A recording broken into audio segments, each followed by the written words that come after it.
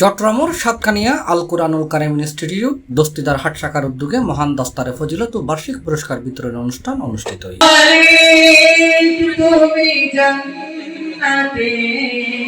তোমার কাছে আমার একটি ঘর বানিয়ে দিও।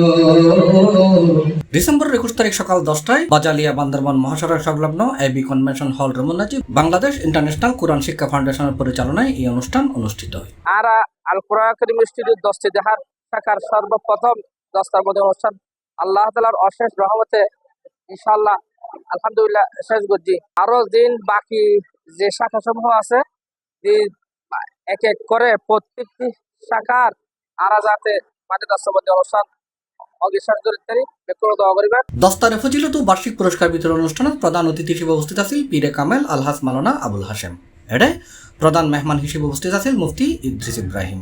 বিশেষ অতিথি হিসেবে উপস্থিত আছেন বড়হাতিয়া ইউপি সাবেক চেয়ারম্যান জুনায়েদ চৌধুরী।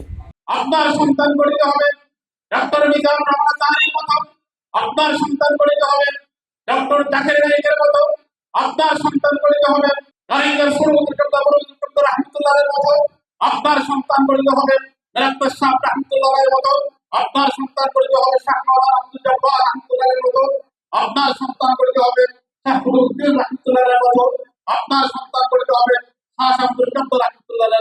আল কুরআনুল কারীম ইনস্টিটিউটের সভাপতি হাফেজ কারি শহীদুল মুস্তাফার সভাপতিত্বে প্রধান শিক্ষক হাফেজ লুকমান হাকিম ও হাফেজ মাহফুজুর রহমানের যৌথ সঞ্চালনায় আর উপস্থিত আছেন আল কুরআনুল কারীম ইনস্টিটিউটের সেক্রেটারি হাফেজ কারি আনোয়ারুল হক, দস্তিদার হাট শাখার পরিচালক মাওলানা সিরাজুল মুস্তাফা সহ ইনস্টিটিউটের সকল শিক্ষক মন্ডলী এডে উপস্থিত আছে।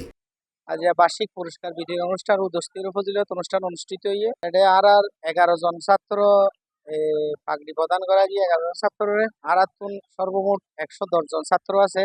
এর মধ্যে 160 জন ছাত্র এ প্লাস প্রাপ্ত।